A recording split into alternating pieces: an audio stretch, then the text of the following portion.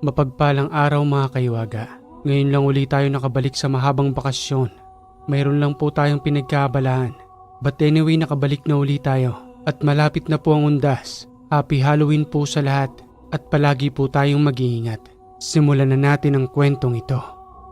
Kwento ni Ayong. Panahon ng 1978. Lugar ng Siquijor.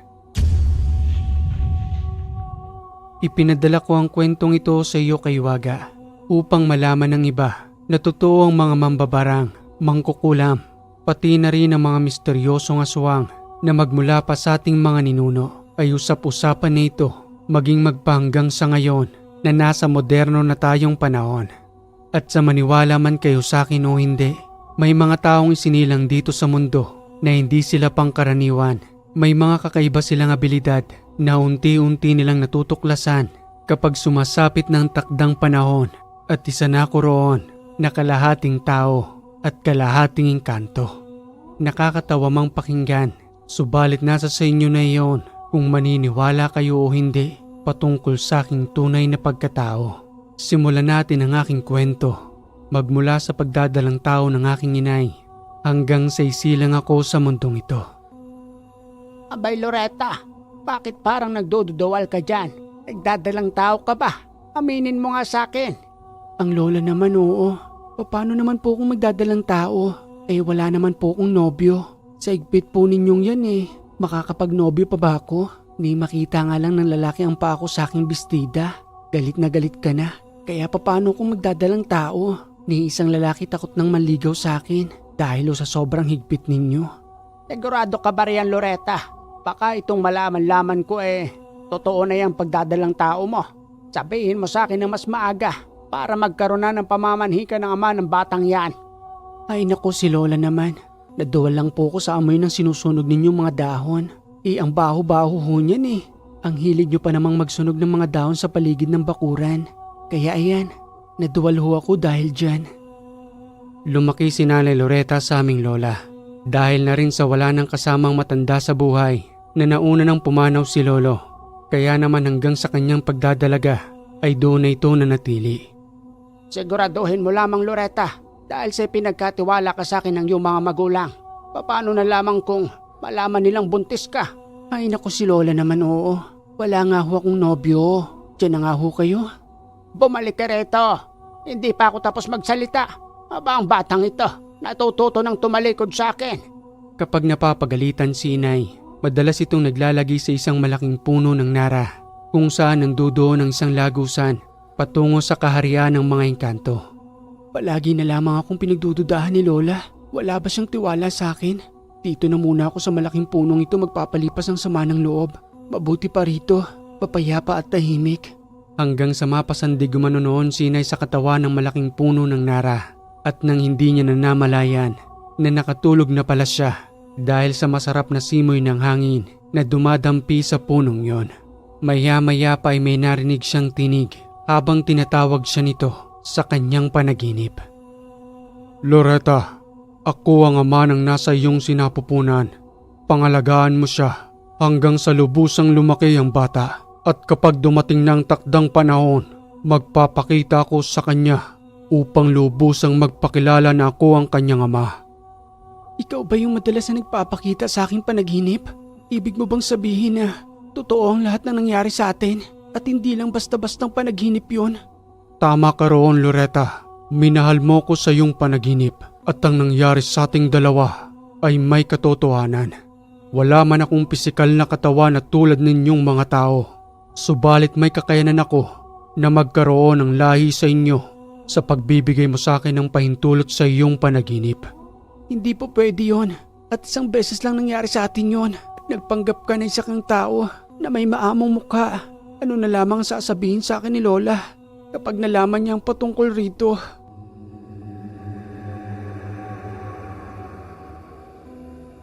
Marahil ay marami kayong naririnig na kwento patungkol sa pinagsasamantalahan ng mga kababaihan ng mga masasamang elemento pag napapanaginipan nila iyon. Subalit kahit na anumang pilit nilang pagpupumiglas ay wala silang magawa na kapag nagigising sila, masakit ang kanilang pangangatawan at alam ng kababaihan na may gumamit sa kanilang katawan. Subalit iba ang nangyari kay inay. Madalas nang sumasagi sa kanyang panaginip ang engkanto. Nagkagusto siya roon hanggang sa lubusang mahulog ang kanyang loob dahil sa kabaitan ng engkanto na nagngangalang Nilar. Lumipas ang ilang araw, linggo at ang buwan. Patuloy na itinago ni inay kay lola ang patungkol sa kanyang pagdadalang tao na noong una hindi siya naniniwala sa sinasabi ng engkantong yon hanggang sa unti-unting lumalaki ang kanyang tiyan. Napahikbi na lamang siya dahil sa hindi niya nalamang kanyang gagawin kung paano niya pang itatago sa kanyang lola ang dahan-dahang paglaki ng kanyang tiyan. Abay Loretta, parang unti-unti naman yatang lumalaki ang bestida mo at ang iyong mga paa ay parang namamanas. May sakit ka ba, iha? Wala naman po lola. Napapalakas lang po kasi yung pagkain ko eh. Kaya eto, tumataba na po ako. Napapansin ko nga sa iyo na kung ano-anong kinakain mo. Apo, aminin mo nga sa akin. Hindi naman kita pinagagalitan. Ang mga pananalita kong ito ay para din naman sa iyo, Apo. Huwag ka nang maglihim sa akin. Hindi ako magagalit. Nagdadalang tao ka ba, Apo? Paulit-ulit na tanong ni Lola at alam niyang alam ng matanda ang nangyayari kay Nanay Loretta. Subalit patuloy lamang itong nagkikipit balikat upang hindi sumama ang loob ni inay sa mga sasabihin ni Lola. Lola, hindi ko po alam kung paano ko pong sasabihin sa inyo. Natatakot po ako dahil hindi po tao ang ama ng nasa aking sinapupunan. Totoo po, Lola. Buntis po ako. Anong sinasabi mong hindi tao ang ama ng batang nasa iyong sinapupunan? Nagbibiro ka ba, Loretta? Tanggap ko naman ang bata. Pero sino ang ama ng batang yan? Lola, isa po siyang engkanto. Ari po siya sa kanilang kaharian. Ang pangalan niya po ay Nilar. May misyon daw po ang batang nasa aking sinapupunan. Kaya nangyari ang lahat ng ito at ang pangangalagaan kong bata ay magiging isang magaling na manggagamot. Ay nako, hindi ka panipaniwala ang mga sinasabi mong yan na po. Paano kang paniniwalaan ng mga tao rito? Ikaw pa lamang ang kauna-unaan sa lugar na ito na manganganak na walang amang tao ang nasa iyong sinapupunan. Hindi ka panipaniwala. Pagtutungo tayo roon sa kabilang bukid, nandoon si Mang Oreng. Ipapatawas kita kung totoo nga ba yung sinasabi mo o nagsisinungaling ka sa akin. Sa araw ding yon, kagad na binaktas ang daan patungo sa tahanan ni Mang Oreng. At sa pagdating nga roon, papalapit pa lamang umano sila ni Lola. Nagsalita na ang matanda patungkol sa ama ng batang nasa sinapupunan. Alam ko na ang pakay ninyong maglola. Kitang-kita ng aking mga mata ang lakas ng kakayanan ng sanggol na nasa iyong sinapupunan. Nakakatuwang tingnan, iya, dahil ikaw ang napili ng engkanto upang dalahin ang kanyang magiging anak na kalahating tao at kalahating engkanto. Paano niyo pong nalaman kaagad ang patungkol dito? Walang may tatago sa akin ang patungkol sa espiritual. Ang malaking puno ng Nara na malapit sa inyong tahanan. Nandoroon ang portal na lagusan patungo sa kaharian ni Nilar. Kilala ko ang engkantong yon. Mabuti ang kanyang kalooban at alam kong minahal ka niya. Kaya nangyari ang lahat ng ito. At ikaw naman, Loret, maniwala ka sa iyong apo. Totoo ang lahat ng kanyang sinasabi. Ang ama ng batang iyan ay hari ng mga engkanto. At sa paglipas ng panahon, may bagong sisibol na magaling na manggagamot at tutugis sa masasamang elemento, pati na rin sa mga aswang na naglipana sa ating lugar dahil sa pagsakop ng kadiliman. At kinakailangan ng batang yan sa lugar na ito upang tugisin ang masasamang nilalang na patuloy at palihim na nanggagambala. Siya pa lamang ang kauna-unahang isinilang na kalahating tao at kalahating engkanto. Ay naku, Oreng, totoo ba yung sinasabi mo? Kahiya-hiya ang mangyayari sa aking apo. Pag-uusapan siya ng mga tao sa aming barangay. Ano na lamang sasabihin ko? Na engkanto ang ama ng anak ng aking apo? Pagtatawanan lamang kami roon. Hindi mo ba maaaring painumin na lamang ng pampalaglag ang bata para hindi na mangyari ang sinasabi mo? Isang malaking kasalanan ang iniisip mo. Ang lahat ng may buhay sa mundong ito, mapa-elemento man yan o mapa-tao. Wala tayong karapatan na pigilan silang mamuhay dito sa mundo Dahil yon ang nais ng nasa itaas. At kung nakikita lamang ng iyong mga mata, ang hari ng engkanto ay nandirito ngayon sa kanang bahagi ni Loretta. Binabantayan siya nito upang hindi mapahamak ang sanggol at matupad ang lahat ng pinaplano patungkol sa nakatadhana sa bata. Huwag mo nang tangkain ang masamang pinaplano mo, Loretta. Ipaubaya mo na sa iyong apo ang pangangalaga sa sanggol hanggang sa lumabas ito at gampanan ang kanyang tungkulin. Ano pa nga bang magagawa ko? Yun lang namang para sa akin Baka magawan lang ng paraan. Tanggap ko naman ang bata. Manahimik ka na lamang, Loretta. Wala ka nang magagawa. Ikaw naman, Iha. Kausapin mo ang ama ng batang yan sa iyong panaginip. Yun lamang ang kakayanan na meron ka upang lubusan mo siyang makita dahil ang iyong ikatlong mata ay hindi pa maaaring buksan. Maliban sa iyong magiging anak, sa pagsilang pa lamang niya sa mundong ito, kakaiba siya, hindi tulad ng isang normal na tao. Marami pong salamat, Mang Uring. At kahit papano po naniwala po sa akin si Lola. Patuloy po kasi akong binabagabag ng aking kalooban.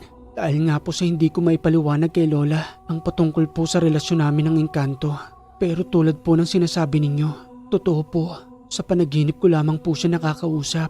At ang akala ko nga po noon hindi po totoo ang lahat ng yun. Maniwala ka sa akin, Iha. Nandyan siya ngayon sa iyong tagiliran.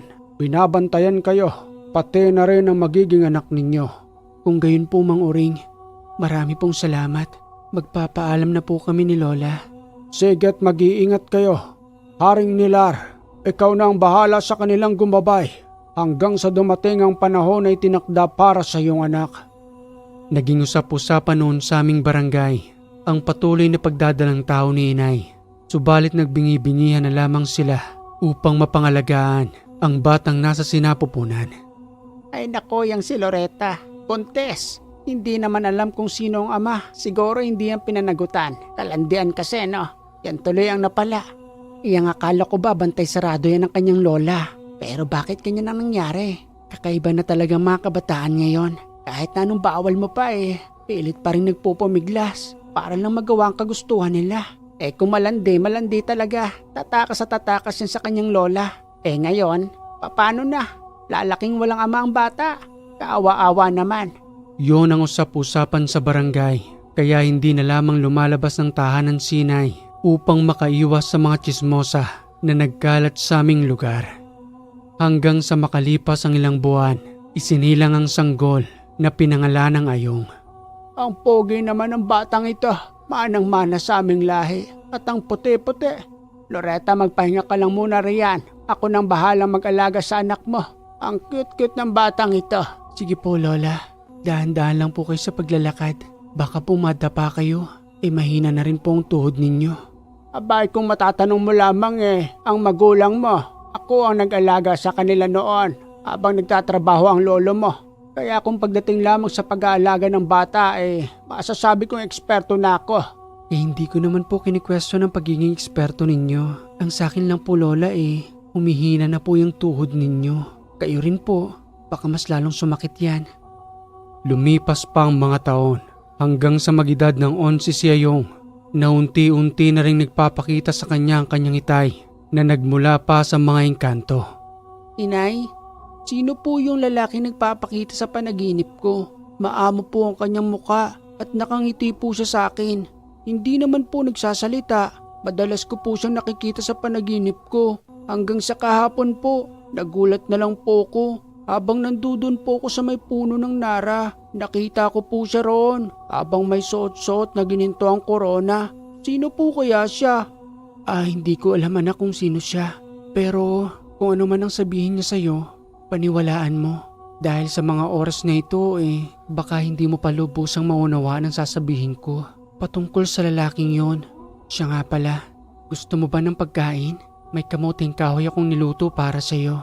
Halika at ipaghahain kita. Yay! Ang paborito kong kamuting kahoy. Salamat po, Inay. Tatawagin ko lang po si Kulot, yung batang kalaro ko po. Nandudoon po siya Sige, tawagin mo para may kasalo kang kumain. Kulot, pumarito ka na muna. Mamaya ka nang umuwi sa inyo. May kamuting kahoy na niluto si Inay. Pagsaluan natin, dali na. Tumakbo si Kulot na papalapit sa aming tahanan. Subalit si Inay noon, Batid kong may tinatago siya sa akin patungkol sa misteryosong lalaki na madalas na nagpapakita sa aking panaginip, pati na rin sa puno ng nara. Hanggang sa magedad ako ng 15 anyos, sinay na mismong nagsabi sa akin kung sino ang aking ama, subalit hindi matanggap ng aking isipan na hindi isang tao si Itay na nagmula pa sa mundo ng mga engkanto. Hanggang sa lubusan ng nanghina si Lola dahil na rin sa kanyang katandaan, at nang pumanaw ito, may nakita akong mga kakaibang bulaklak na nandoon sa kanyang puntod. Inay, sino po ang naglagay ng mga kakaibang bulaklak na ito? Aling bulaklak ang sinasabi mo, anak? Wala naman akong makita. Nandiyan po, Inay, sa ibabaw ng puntod ni Lola. Ayan po, oh. Ay naku, Ayong, wag mo nga akong binibiro. Halika na, baka bumagsak pang malakas na ulan. Umuwi na tayo. Sa muli naming pagbabalik sa tahanan, muli akong lumuwas roon upang magtungo sa puno ng nara. Hanggang sa lubusang pumatak ang malakas na ulan, dagli akong sumilong roon. Nag-aagaw ng liwanag at dilim hanggang sa masipat kong isang lalaki na madalas na nagpapakita sa aking panaginip. Ikaw ba ang naglagay ng bulaklak sa puntod ni Lola? Sumagot ka. Matagal na kitang nakikita sa aking panaginip, subalit wala ka man lamang sinasabi sa akin. Hindi ko nga alam kung paniniwalaan ko, Sinay, na ikaw raw ang aking ama. Subalit papanong nangyari yon? Isa kang engkanto, samantalang Sinay ay isang tao. At sa unang pagkakataon, sa edad kong 15, doon ko lamang narinig ang kanyang tinig habang nagsasalita ng, "Tama ang mga sinabi ng iyong inay. Ako nga ang iyong ama. Nagmamahalan kami at ikaw ang naging bunga. Wala nang kwestiyon sa nangyaring yon. Mahal ako ng iyong inay. Subalit hindi kami maaaring magsama tulad ng pinapangarap mo na isang buong pamilya." Ang daya mo. Lumaki akong walang itay. May padaladala ka pa ng bulaklak sa puntod ni Lola. Ano bang layunin mo sa akin? At bakit ako lang ang nakakakita sa iyo? Ito na ang tamang panahon upang magsimula kang mag-aral. Ipagkakalob ko sa iyo ang libreta ng mga engkanto. Ang lahat ng matututunan mo riyan ay gagamitin mo sa kabutihan. Kabutihan? Hindi ka nga naging mabuting ama sa akin. Pinabayaan mo kami, Ninay, na natili ka sa iyong kaharian habang kami rito ay nagpapakahirap sa buhay. Samantalang ikaw, nagpapakasarap sa inyong mundo. Mali ka ng iyong iniisip, anak. Isa kong hari sa aming kaharian at ako ang namamahala roon. Hindi madali ang aking katayuan. Balang araw ay lubusan mong mauunawaan kapag isinama kita sa aking kaharian at matutunghayan mo kung anong uri ng aking gampanin. Bilang isang tao at kalahating engkanto, may kakaiba kang abilidad at ang abilidad na iyon ay gagamitin mo sa mundong ito. Hanggang sa biglang nawala ang hari ng mga engkanto, umagaw ng pansin sa akin ng isang pulang libreta na pumatak sa lupa. Sabi ko na nga ba nandito ka? Tara na, Ayong. Manguhuli pa tayo ng isda sa may sapa. Siguradong marami na namang nanod ni isda roon dahil sa lakas ng ulan. Hoy, ano ba, Ayong? Natutulala ka na naman dyan. Ano bang dinadampot nito na nasa lupa? Parang tanga naman itong si Ayong. Wala naman siyang pinupulot. Manahimik ka nga dyan, Kulot. Saglit lang at hintayin mo ko. Dadamputin ko lang ang bagay na ito. Napakamot ng ulo si Kulot sa aking ginagawa dahil sa hindi niya makita ang pulang libreta na ipinagkaloob sa akin ng aking ama.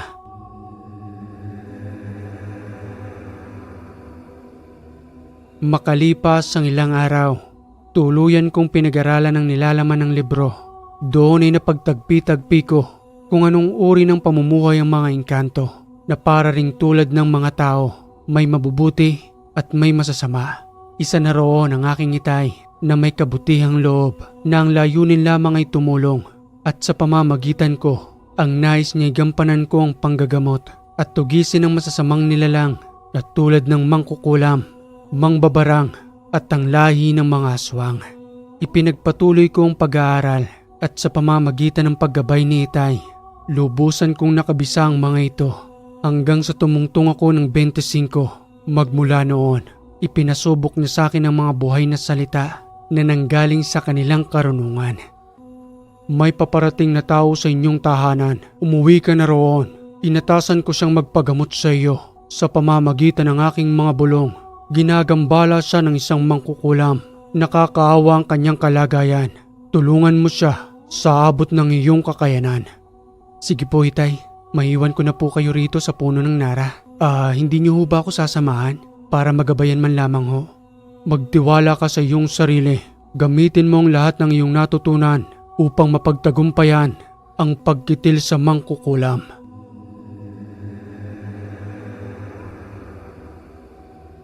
Nang makauwi nga ako sa aming tahanan, makalipas lamang ang ilang minuto, may kumatok na nga sa aming pintuan, isang lalaki na humihingi ng tulong.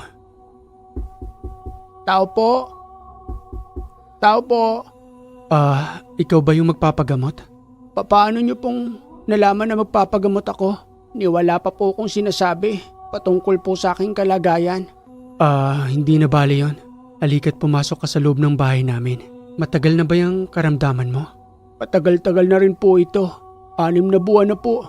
Pero wala akong ibang malapitan. Hanggang sa para pong may bumubulong sa aking isipan na magtungo po ko sa inyong tahanan. Dito po ko dinala ng aking mga paa at magpagamot daw po ko sa inyo. Isa ho ba kayong albularyo? Parang gano'n na nga. Sa totoo lang ikaw pa lamang ang una kong pasyente. Ganun ho ba? Pero ang bata-bata mo pa para maging isang albularyo. Wala namang pinipiling edad ang pagiging albularyo. Basta ang mahalaga, may kakayanan tayong makatulong. Pahihintulutan mo ba ako? Nahawakan ko ang pulso mo? Oo naman po. Gustong-gusto ko na pong gumaling. Hindi na po ako makapagsaka ng maayos dahil po sa karamdamang ito. At nang hawakan ko nga ang kanyang pulso, tulad ng sinabi ni Itay, isa ngang masamang nilalang ng mangkukulam ang gumagambala sa lalaking yon.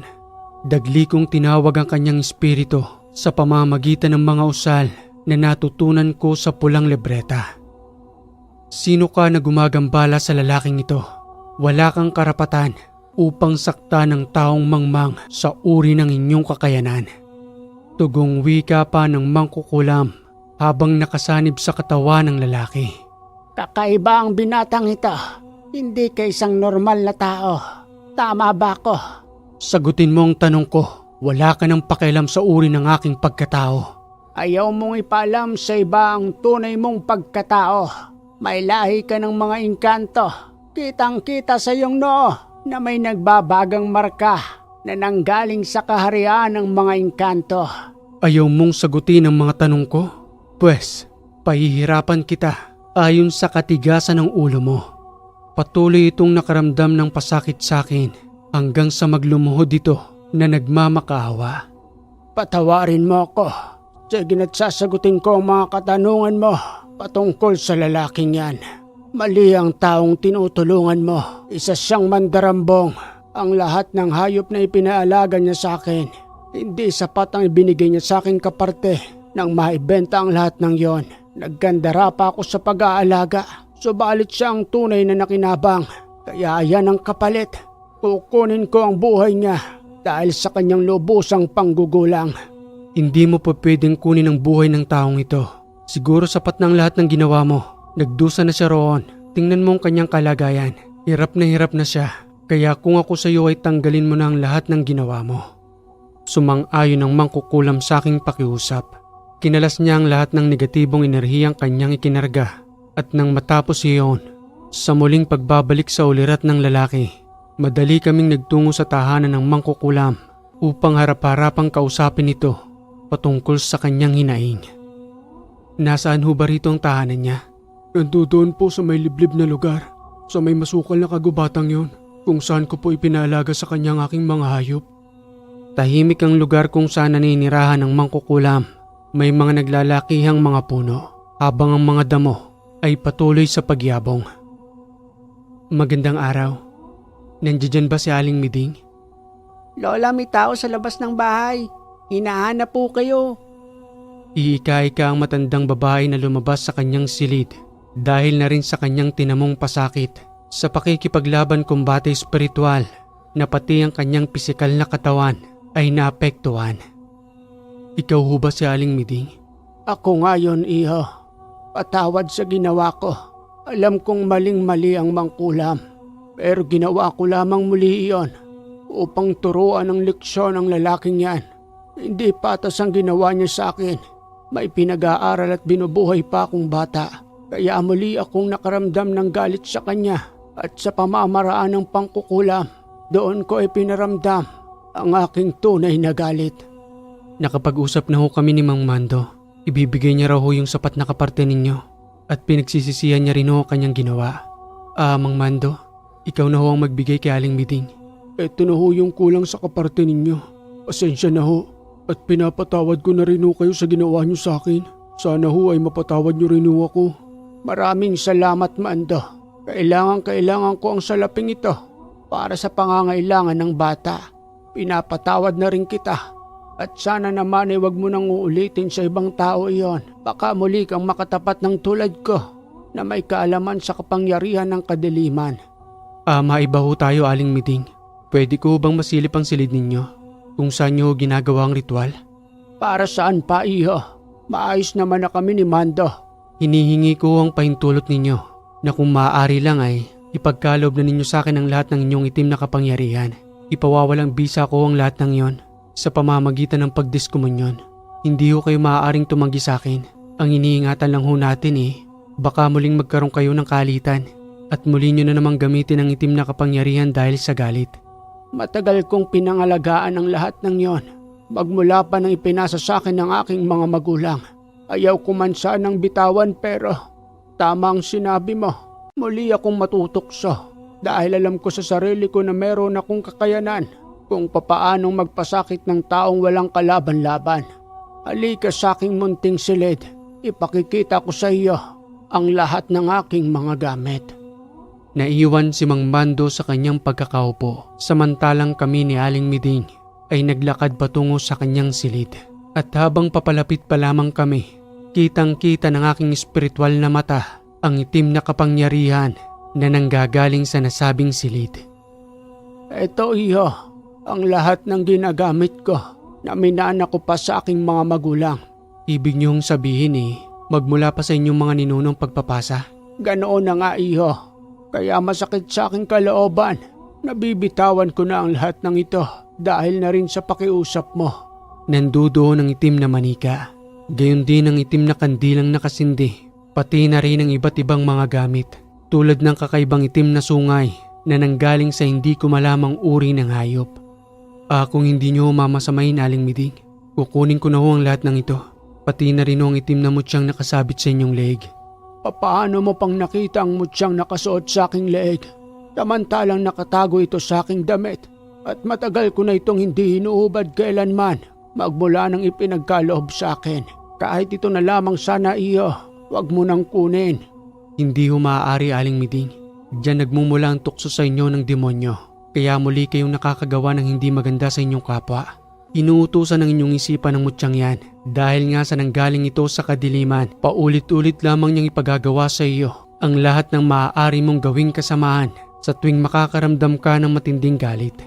Alam kong sinasabi mo, iho, pero napakahirap bitawan ang gamit na ito. Aling Miding, alang-alang ho sa batang inaalagaan ninyo upang hindi niya nahumanahin ang lahat ng ito. Isasalang niyo rin ho ba siya sa apoy ng impyerno? Kung sakaling dumating ang panahon na mahipasan niyo pa ang lahat ng gamit na ito, magbago na ho kayo, Aling Miding. At sa pamamaraan ho na inaalok ko sa inyo, doon ho magsisimula ang lahat ng inyong pagbabago. O sige, eto, ipagkakaloob ko na sa iyo ang matagal ko nang iniingatan. Ikaw na ang bahala riyan. Salamat ho sa pagtitiwala, Aling Miding. Hayaan niyo ho, kung sakaling may kailangan man kayo sa akin, handa ho akong tulungan kayo. Makipagtulungan ho kayo sa akin dahil ang masama ay pwede pang maging mabuti. Hanggat may buhay pa ho tayo rito sa mundo, malaki ho ang pag-asa nating magbago. O paano ho ba yan? Ako na ang bahala sa lahat ng gamit na ito. Ibabaon ko sa lupa at kakargahan ko ng mga usal na pangdiskomunyon.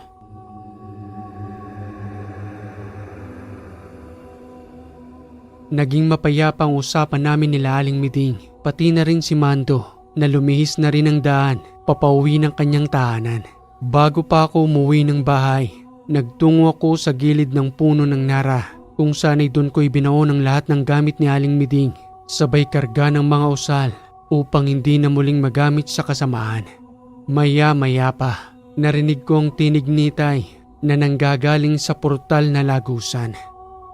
Magaling ang ginawa mo, anak. Isa kang ang anak ng hari ng mga engkanto. Mabuti ang iyong kalooban. Imbis na paslangin mo ang mangkukulam na iyon, binigyan mo siya ng isa pang pagkakataon upang ang lahat ng kanyang mga gamit ay kalasin sa kanyang poder at lubusan ng magbago. Alam naman nating walang puwang ang mga mangkukulam sa lupang ito, subalit nagbigay ka pa rin ng pagkakataon, kaya yan ang ipinagmamalaki ko sa iyo bilang aking anak. Salamat ho, Itay. Pero sa totoo lang ho kanina nangangatugo ang tuhod ko. Dahil yun pa lang ang unang pagkakataon na makaharap ako ng tulad ni Aling Miding. Pero kinakailangan ko hong tatagan ang sarili ko para makatulong ho kay Mang Mando. Sa unang pagkakataon lamang yan, anak. Subalit habang tumatagal, na patuloy mong ginagampanan ang iyong tungkulin, ang lahat ng kaba sa iyong dibdib ay dahan-dahang mawawala. Ganoon na nga ho, Itay. Pero ni hindi nyo man lamang ako sinamahan kanina. Alam kong kaya mo na iyon.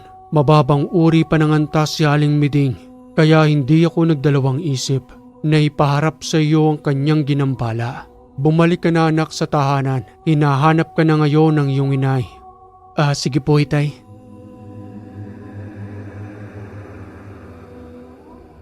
Anak naman, kanina pa kitang hinahanap rito. Ni hindi ka man lamang nagpaalam sa akin sa iyong paglabas. Kamusta na ba yung ginamot mo? Nakauwi na ba siya? Opo, Inay. Maayos na rin ang kalagayan ni Mang Mando. Siguro mga 1 linggo muli na rin babalik sa normal ang kanyang katawan. Mabuti naman kung gayon.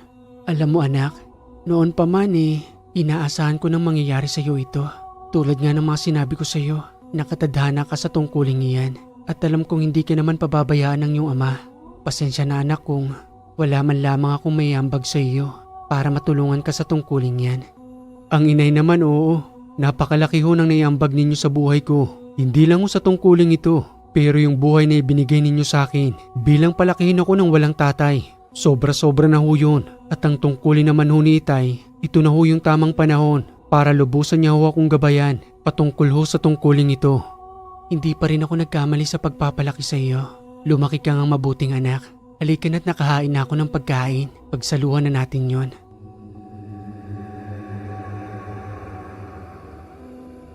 Sa patuloy na paglipas ng araw, ang isang taong ginamot ko noon ay unti-unting dumarami dahil na rin sa pagsasalin-salin ni Mang Mando patungkol sa kanyang kagalingan. Isiniwalat niya ito sa ibang taong nangangailangan ng tulong. Hanggang sa isang araw, muling bumalik sa aming tahanan si Mang Mando at may kasama na itong isang babae, pati na rin ng 2 lalaki. Magandang araw sa iyo, Ayong. May kasama nga pala ako. Nai-recommend akong panggagamot mo kasi naaawa rin ako sa kanila. Kung ano man yung nararamdaman ko noon, nakikita ko sa 3 ito. Kaya kung maaari lang sana, Ayong, gamutin mo rin sila. Oo naman. Halika't pumasok kayo sa loob ng tahanan. Kamusta naman ang kalagayan mo, Mang Mando? Magaling na ako, Ayong. Maraming salamat talaga. Kung hindi dahil sa iyo, siguro pumanaw na ako. Dahil sa sobrang sakit na nararamdaman ko noon. Kaya nga'y sinama ko sila dahil alam kong hindi ako mapapahiya. Sabat pa ng isang pasyente na halos hindi na makalakad sa kanyang kalagayan. Magkano naman po ang ibabayad namin dito? Para lamang po gumaling ako. Matagal na panahon ko nang dinaramdam ito. Kahit magbenta ako ng lupa, maibayad lamang sa inyo. Gagawin ko. Ang totoo lang ho hindi ho ako tumatanggap ng kabayaran.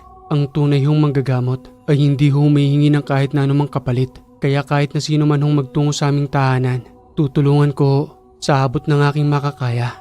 Ang kukulit nyo kasing 3. Sabi ko na nga sa inyong hindi humihingi ng bayad yan si Ayong. Itinanong pa talaga ninyo. Halina ho kayo at isa-isa ko kayong gagamutin. Ipinagpatuloy ko ang panggagamot sa 3 pasyente hanggang sa mapag-alaman ko na ang isa roon ay ginagambala ng kapitbahay niyang aswang. Aling Sitas, hindi ho mangkukulam mo mambabarang ang gumagambala ho sa inyo. Nagdadalang tao ho kayo, tama ba? Tama ka, Ayong. 3 buwan na sa aking sinapupunan ng sanggol. Kaya ho ginagambala kayo ng aswang. Ano ho bang madalas ninyong nararamdaman? Pagkabalisa sa gabi at parang ang pakiramdam ko napakainit. Kahit na malamig naman ang simoy ng hangin. At bigla-bigla na lamang na may bumabagsak sa aming bubungan na para bang isang malaking ibon at hindi niya ako pinapatulog. Yun na nga ho yun, Aling Sitas. Hindi ko maaaring pasanibin sa iyong katawan ng aswang na yon at wala ka rin hong kasamang kamag-anak. Kahit papano man lang sana ho sa katawan niya natin pasasanibin. Bakit hindi po sa akin? Para mapuksa na pong aswang na yon. Hindi ho maaari dahil nagdadalang tao ho kayo. Baka maapektuhan ng bata. Sa tingin niyo ho ba? Kilala mo ang gabi-gabing pumapasyal sa iyong tahanan? Meron po kaming pinagsususpetsahan. Malapit lang po siya sa aming tahanan at usap-usapan ho sa aming lugar na siya ang aswang roon. Siya po si Aling Adora.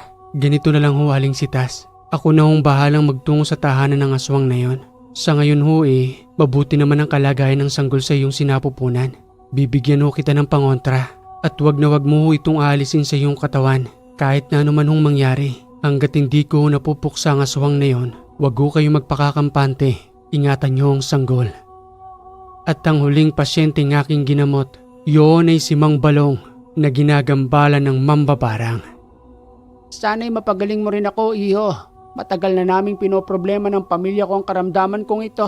Ayaw man lamang akong layuan. Ilang hospital lang pinuntahan ko. Pero niwala man lamang silang makitang pinanggagalingan ng aking karamdaman. Halos mabulok na nga itong mga paa ko. Pati na rin ang aking dalawang kamay. Hayaan niyo ho, Mang Balong. Susubukan ho natin at nawa ay patnubayan tayo ng Panginoon na lubusan ka ng gumaling matapos ang lahat ng ito.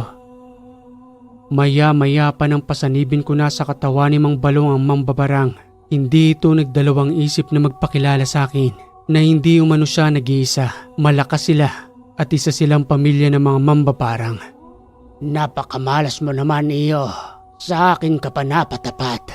Subalit nakikita ko sa iyo na may lahi kang engkanto dahil dyan sa nagliliwanag sa iyong noo.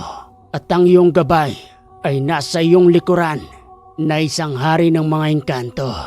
Wala akong may tatago sa inyo dahil alam kong bukas ang inyong espiritual na mata. Kahit na magsama-sama pa kayo ng mga kamag-anak mo, lahat kayo ay sabay-sabay kong papaslangin.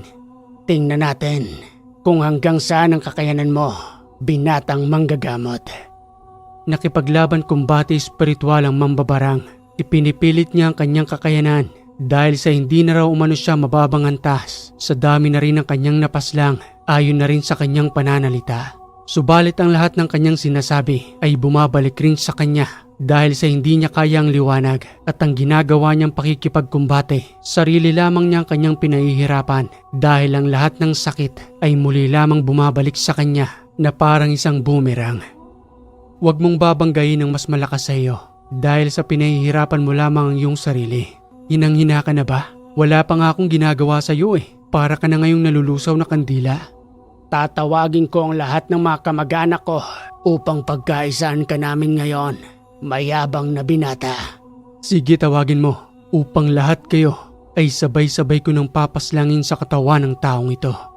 Iba't ibang uri ng tinig ang nanggagaling sa pasyente. May matanda, may bata at meron ding kalalakihan. Tama nga ang sinabi niya, isa nga silang pamilya ng mga barangan, subalit hindi pa rin sila mananalo sa liwanag para lamang nilang ikinulong ang kanilang mga sarili sa isang bitag na kung saan hindi na sila maaaring makawala sa pamamagitan ng malakas na panali, pati na rin ang mga pamakong usal. Hanggang sa mag-away-away na sila roon. Bakit pa raw sila tinawag samantalang wala silang kinalaman sa pagpapasakit sa lalaking iyon? Subalit dahil nga sa iisa lamang ang kanilang layunin na pumaslang at magpasakit sa mga tao. Nakipaglaban kumbate espiritual, subalit wala pa ring nangyari. Kontento na ba kayo? Mahaba na ang oras na ibinigay ko sa inyo. Siguro naman sapat na ang buhay na patunay na magpahanggang sa ngayon ay nananatili pa rin akong nakatayo sa inyong harapan. Niwala man lamang akong naramdaman kahit na konting panghihina. Sa totoo nga lang para pa nga akong mas lalong lumalakas dahil sa mga ginagawa ninyo. Bakit mo pa kami sinama rito? Tingnan mo ang nangyari. Pati kami ay nadamay. Inihigop niya ang lakas natin. Hindi nyo ba napapansin? Nakakatuwa kayong tingnan dahil sa bukas ang aking espiritual na mata. Kitang-kita ko ang mga kaibangan ninyo. Mga masasamang uri ng nilalang. Kayo ang walang puwang sa mundong ito. At hindi ko kinakailangan ng mga paliwanag ninyo. Isa-isa ko kayong papaslangin ng walang pag-aalinlangan. Aray ka! Isa kang pahamak. Dinamay mo pa kami. Wala kaming kinalaman sa ginagawa mo. Pati kami ipinapasok mo sa katawang ito. Sabay-sabay kong pinaslang ang 6 na mambabarang. At sa muling pagbabalik sa wisyo ni Mang Balong, laking tuwa nito na wala nang nagpapasakit sa kanya sa mahabang panahon. Maraming salamat sa iyo, Ayong. Hindi ko akalaing mambabarang ang nagpapasakit sa akin. Kaya pala wala akong kagalingan. Dahil sa mga demonyong yan na walang mga puso, dapat lamang sa kanilang mawala at manatili na sa impyerno, hindi rito sa lupa. Manatili lang ho muna kayo sa pagkakaupo, Mang Balong. May gagawin po ako sa inyo upang lubusan na ho ang inyong pagaling. Kumuha ako ng kamangyan at pinausukan ang buong katawan ni Mang Balong dahil sa ang insektong ikinarga ng mambabarang ay nandoon pa rin sa kanyang katawan na naging dahilan ng pagkabulok ng kanyang mga paa, pati na rin ang kanyang kamay. Sige ho, itaas ninyo ang inyong mga paa, itapat ho ninyo sa usok ng kamangyan at matapos ho niyan pati na rin ho ang inyong palad.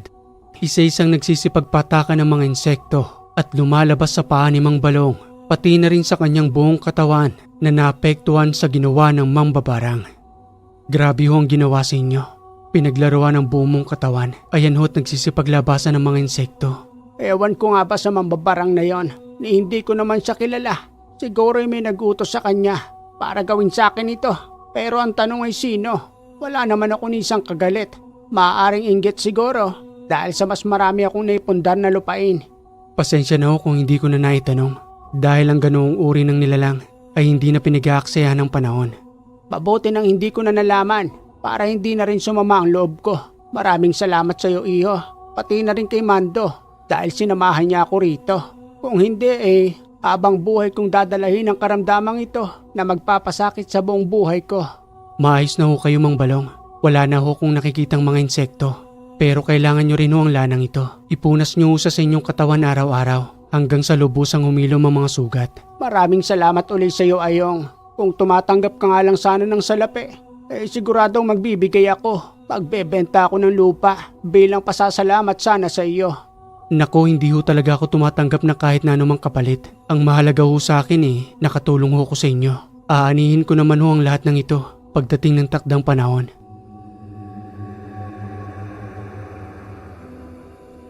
Makalipas ang 2 araw, isinama ko si Kulot patungo sa tahanan ng nasabing aswang na gumagambala kay Aling Sitas. Ano bang gagawin natin dun, Ayong? Bakit ba pilit mo akong sinasama? 10 oras na ng gabi Baka hanapin na ako, Ninay. Akong bahala sa iyo, Kulot. Hindi ka na bata, no? Para hanapin pa ng nanay mo. Ano ka? Kahit na nasa hustong edad na ako patuloy pa rin akong hinahanap ni Nanay. Yun nga lang para magigib ng tubig at manguha ng mga panggatong. Nakakatuwa ka naman. Ako lang naman ang maasahan ni Nanay sa bahay Ang mga kapatid ko roon, ang tatamad. Kaya palagi na lamang na akong inuutusan. Saan nga ba tayo papunta? Ang hina-hina pa ng daladala nating gasera. Naniniwala ka ba sa aswang? Ano na naman yung pinagsasasabi mo? 10 oras ng gabi aswang pa pag-uusapan natin. Dahil yun ang pupuntahan natin ngayon. Ano? Naihibang ka na ba? Ipapakain ba natin ang sarili natin sa kanya? Wala ka naman yatang tiwala sa akin. Di ba isa na akong manggagamot? Oo, alam ko. Pero iba pa rin yung harap-harapan kesa sa kumbate espiritual na sinasabi mo. Dito, makikita natin ang tunay niyang itsura. Baka ang pagiging kulot ng buhok ko mas lalo pang tumindi. Sabi ko nga, di ba? Akong bahala sa'yo. Hanggat kasama mo ko, wala kang dapat na ikatakot. Naku, ayusin mo lang, Ayong. Baka kung sa kangkungan tayo pulutin ito. Sa bagay, mas mabilis naman akong tumakbo kaysa sa'yo. At nang makarating nga kami ni Kulot sa nasabing lugar na ibinigay sa amin ni Aling Sitas, pinakiramdaman ko ang paligid. Hanggang sa masipat namin ang tahanan na pinag-uusap-usapang aswang doon mismo sa liblib na sityo nila Aling Sitas. Yan na ba yung tahanan, Ayong? Parang nakakatakot. Halos sira-sira na ang bubong at dingding. May naninirahan pa ba dyan? Nararamdaman ko siya. Nandito lamang siya sa paligid. Siguro alam niyang may pangontra na si Aling Sitas, kaya hindi na siya makalapit roon at alam niyang lumapit na ito sa isang albularyo. Anong gagawin natin? Baka bigla tayong sunggaban nun. Halika, dahan-dahan pa tayong lumapit sa bahay niya. Napapansin mo bang malaking puno? Doon mismo sa likuran ng kanyang tahanan. Nanduroon siya na naghihintay lamang ng tamang tiyempo. Ikaw na lang kaya, Ayong. Siguro dito na lang ako. Ipapahamak mo pa ako sa ginagawa mong yan Mas delikado rito. Baka bigla ka na lamang dagitin nun kapag lumayo ka sa akin. Ay naku naman, Ayong. Sige na nga.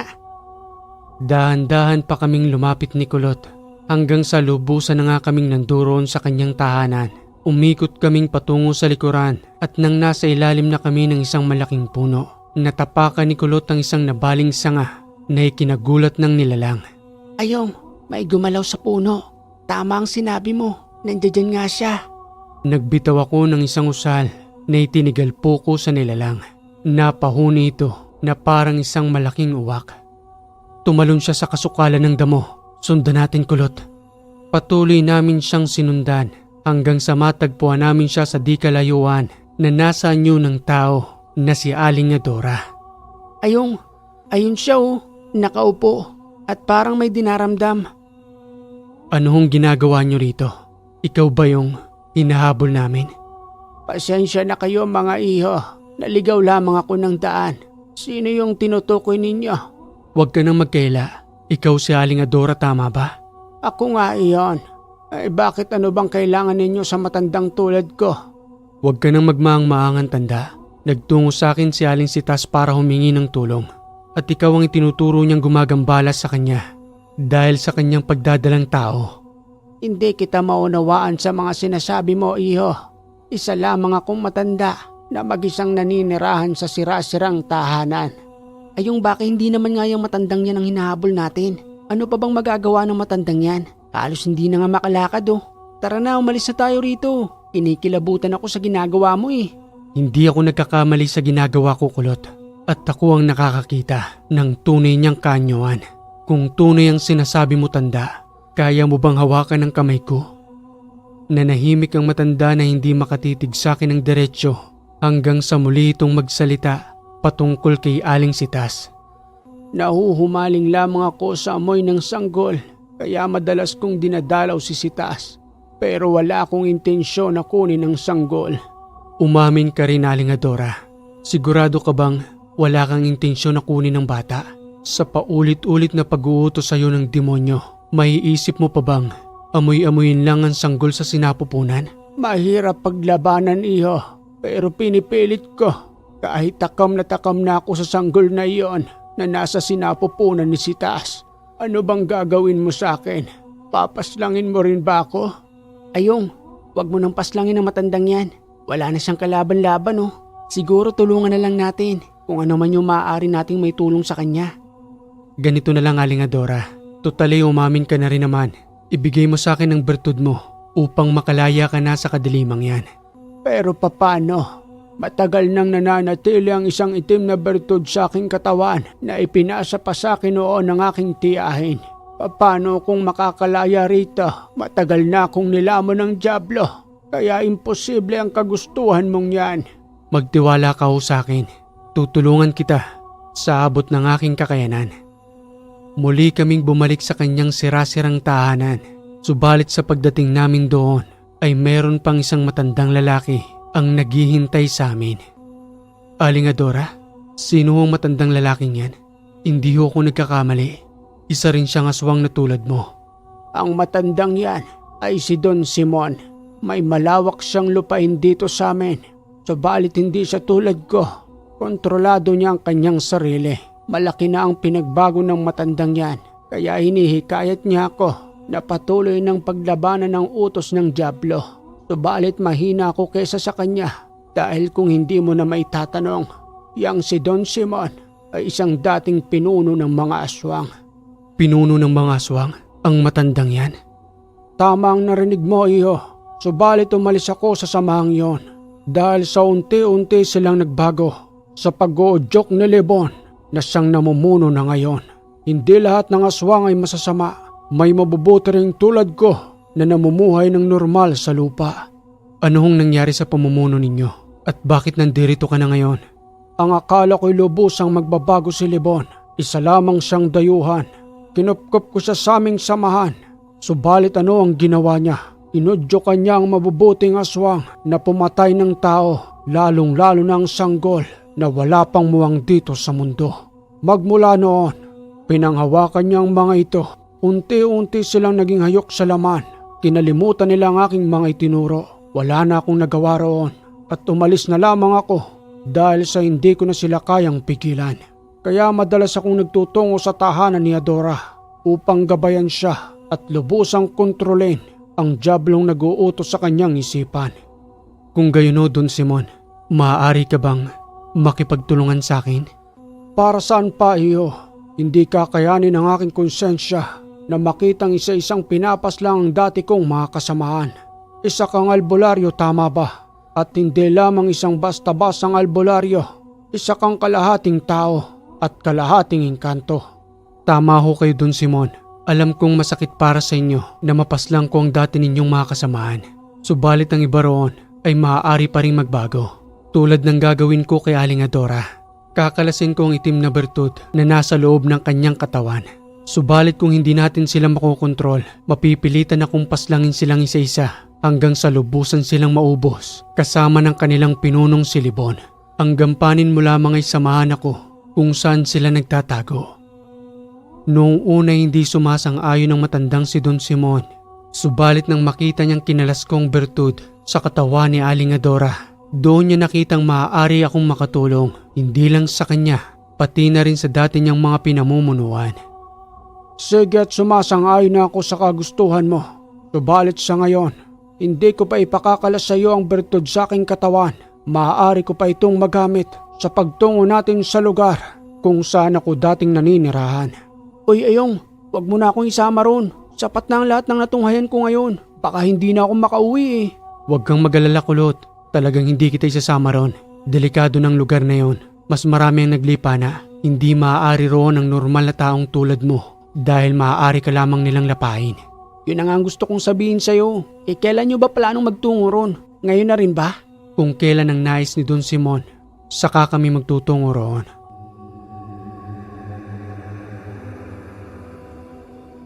Makalipas ang 4 na araw, kinausap ako ng aking itay. Nagtungo kami sa may puno ng nara. Pinapasok niya ako sa kanyang kaharian upang ipagkaloob ang ginintuang punyal na yari sa korona ng mga engkanto. Kinakailangan mo ang sandatang ito anak. Mapanganib ang papasukin mo. Mga halangang kaluluwa na kumikitil ng buhay ng walang kaawa-awa. Tanggapin mo ang ginintuang punyal. Nakikitil sa masasamang nilalang na naglipa na sa kalupaan. Marami pong salamat itay. Hindi ko akalaing may ganitong uri ng punyal sa inyong kaharian. Hayaan niyo at gagamitin ko ito sa kabutihan. Makalipas pang 2 linggo, handang-handa na si Don Simon na muling harapin ang dati niyang pinamumunuan. Handa na akong magtungo roon, iyo. Sa tinagal-tagal ng panahon, ilang taon din akong nanahimik. Alam kong maraming kaawa-awang sanggol ang kanilang nabiktima. Ngayon ko lamang napagtanto na marahil ay pinagtagpo tayo ng tadhana upang muling balikan ang dating mapayapang lugar na pinamumunuan na ngayon ng masamang silibon. Baktasin na natin ang daan patungo sa 5 burol kung saan sila nagtatago. At sa patuloy naming paglalakbay, hindi alintana ang pagod sa katawan ng matanda na para bang nasa edad 20 lamang ito kung makipagsabayan sa akin sa paglalakad na para bang walang iniindang sakit sa kanyang katawan sa kabila ng kanyang katandaan. Pagtatanong na wika ko pa sa kanya sa patuloy naming paglalakad. Don Simon, bakit po parang ang lakas-lakas pa rin ang katawan ninyo? Tumatanda ang pisikal ninyong katawan pero yung kilos naman ninyo parang bata. Isa iyan sa sekreto ng mga sinaunang matatanda. Maliban sa bertud sa aking katawan, may ibang uri pa ng mutya ang ipinalulun sa akin noon ni Itay upang manatili ang aking lakas na kahit na tumatanda ang aking pisikal na katawan, hindi ko pa rin nalintana dahil sa mutyang iyon na ibinigay sa akin noon. Ganun ho ba? Bata ka pa iyo, marami ka pang matutuklasan sa mundo ng espiritual. Magkaiba man tayo ng uri. Subalit hindi nagkakalayo ang ating kaalaman. Nakakapanggamot din ako at ginagamit ko ang aking kaalaman sa kabutihan. Oo, at isa nga akong aswang. Subalit hindi ko yun ginamit sa kasamaan. Ayon na rin sa pag-uutos sa akin noon ni Itay para na rin umano sa aking kapakanan upang mamuhay ng normal at mapayapa. May kabutihang loob din ang iyong Itay at maganda rin ang kanyang layunin. Tulad ng tatay kong engkanto na siyang nagkaloob sa akin ng kalamang ito. Nakakahanga. Subalit napakahirap paniwalaan para sa isang normal na tao na ang tulad natin ay hindi normal. Samantalang ikaw ay nasa lahi ng mga aswang at ako naman ay kalahating engkanto. Mahirap paniwalaan dahil sa hindi maarok ng kanilang isipan, hindi natin sila kinakailangang pilitin at wala tayong dapat na patunayan sa kanila kung anong uri man tayo ng nilalang dito sa mundo. Ang mahalaga ay mabuti tayo na hindi nakapamiminsala sa iba, bagkos ay nakakatulong pa sa lihim na pamamaraan na ating ginagampanan. Hindi natin kinakailangang ibulgar ang katotohanan na totoo ang mga aswang at ang mga elemento, pati na rin ang mga mambabarang at ang mga mangkukulam. Manatili tayong tahimik sa mundong ito na may pagmamahal sa kapwa na tulad ng isang normal na tao. At sa palagay ko ayong matapos ang digmaang mangyayari, may mga mahihikayat pa tayong mga aswang na lubusang ibigay sa iyo ang kanilang bertud upang sumama sa akin at mamuhay sa aking lupain. Subalit alam ko rin na marami ang mapapaslang dahil sa paglaso ni Lebon sa kanilang mga isipan. Tama ka roon, Don Simon, at handa kong harapin sila kung kinakailangan. Gabi na nang makarating kami sa nasabing lugar, minabuti naming magpahinga sa abandonadong kubo. Dahil ayon sa pakiramdam ni Don Simon, may sumusunod sa amin na patuloy na nagmamatsyag habang papalapit kami sa lugar.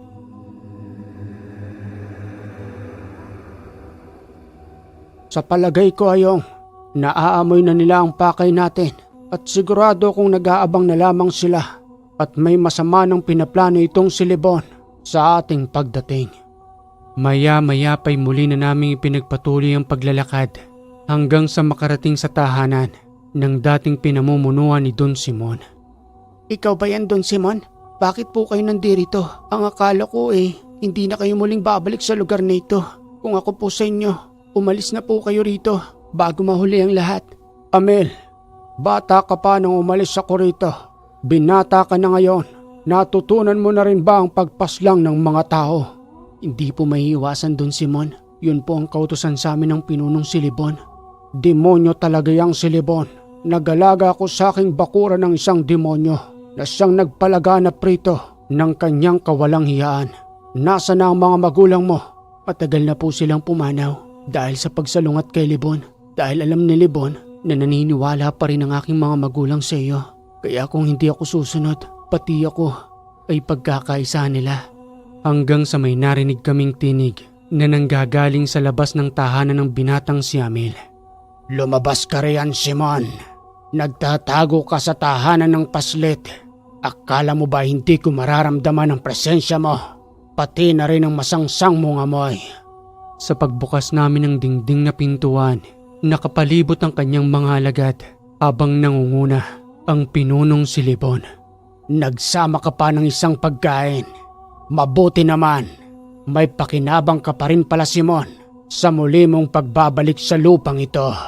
Muli akong nagawi rito, hindi para sa iyo, Lebon, kundi para sa mga taong pinangalagaan ko noon na alam kong naniniwala pa rin sa akin magpahanggang sa ngayon.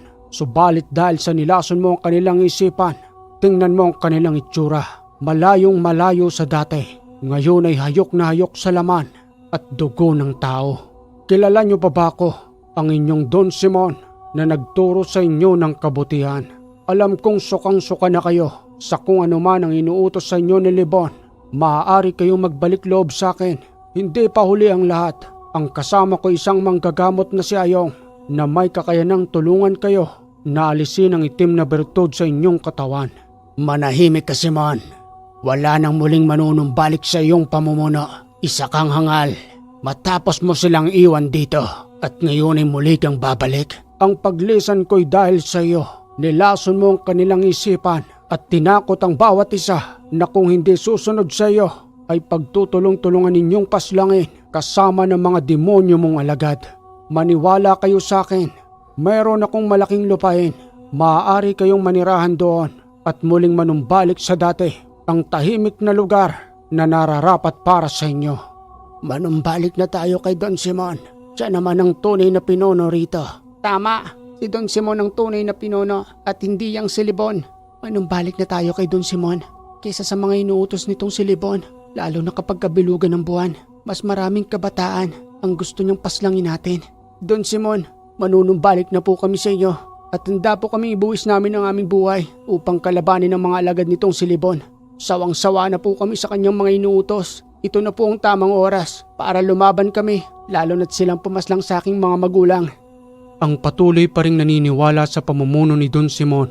Manatili kayo sa aming likuran at ang lubusang nalaso ni Libon. Kayo ang kalaban namin na kinakailangan naming paslangin kasama ng pinuno ninyong si Libon. Sige, tumalis kayo sa aming poder. Ngunit magsisisi kayo na muli ninyong pinaniwalaan ng matandang yan. Ngayon ay nahahati na tayo sa dalawang grupo. Handa na ba kayong pumanaw, Pinunong Libon? Anong kakayanan mo, bata? Para sabihin sa akin yan, kayo ang papanaw rito. Kasama ng mga tumiwalag na yan, lahat kayo ay uubusin namin. Pare-parehong walang alinlangang nakipaglaban, gayon din ang mga umanib sa amin na dating naniniwala sa pamumuno ni Don Simon hanggang sa marami ang napaslang sa aming grupo, pati na rin kay Libon. Kung naniwala lamang sana kayo sa amin, di sana magpahanggang sa ngayon, nabubuhay pa rin kayo sa aking pamumuno. Anong klaseng pamumuno, Libon? Ang walang humpay na pagpaslang sa mga taong walang kalaban-laban. Kaya mabuti nang ibuwis ang buhay sa tamang pamamaraan upang maiwasan lamang ang pamumuno mo na paulit-ulit mong ipinagagawa sa kanila na kapag hindi nila sinunod, buhay pa rin nila ang kapalit. Manahimik ka, Simon. Isa kang hangal. Dapat ay matagal na kitang pinaslang upang hindi na nangyari ito. Umanda ka, Libon. Sa pagkakataong ito, sa muli kong pag-atake, hindi na kita pakakawalan. Puputulin ko ang ulo mo at iharap dyan sa mga alagad mo.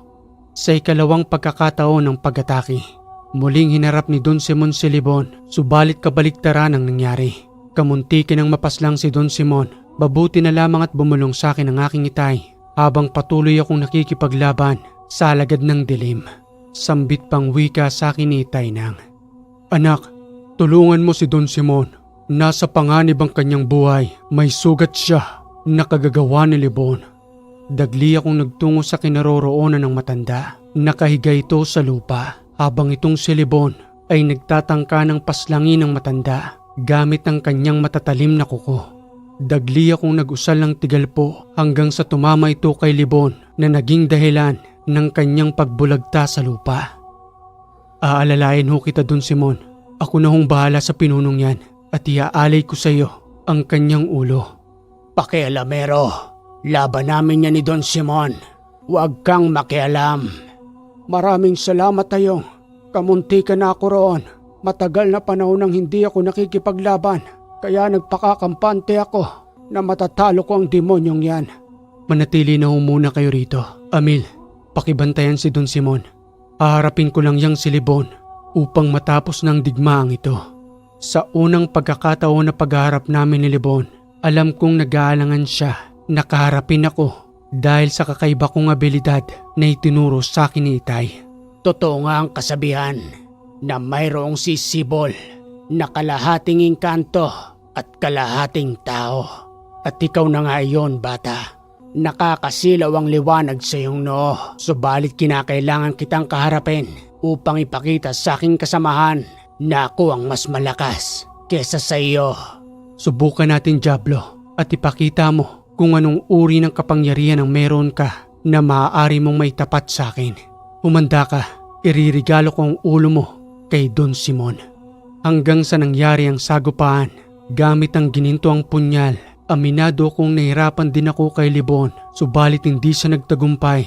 Naitara ko ang punyal sa kanyang dibdib hanggang sa maghingalo ito na nagwiwika sa akin ng, "Sige, putulin mo ang ulo ko at irigalo mo kay Simon. Naniniwala na ako ngayon na totoong malakas ang anak ng hari ng mga engkanto." Okay mga kaiwaga, matapos paslangin niya yung si Libon, tinupad niya ang kanyang ipinangako kay Don Simon. Inirigalo niya ang ulo ni Libon at nang matapos ngang digmaang iyon, ang lahat ng sumama sa kanila ay namuhay ng tahimik sa lupa ni Don Simon sa pamamagitan bilang isang normal na tao na tinanggalan na ng mga bertud, pati na rin si Don Simon upang mawala ng sumpa na matagal nang nananatili sa kanilang katawan magmula nang ipinasa sa kanila ng kanilang mga ninuno.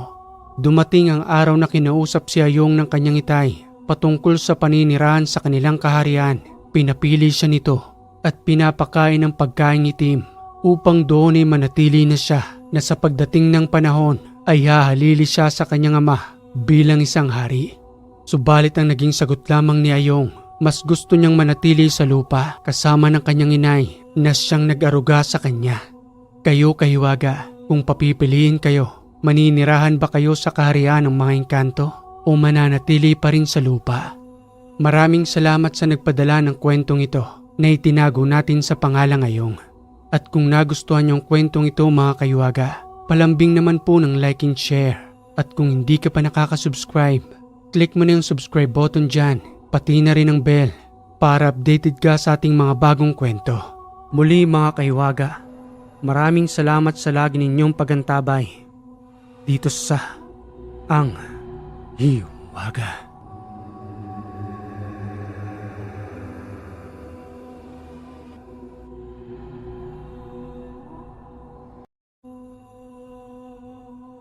Mapagpalang araw mga kahiwaga.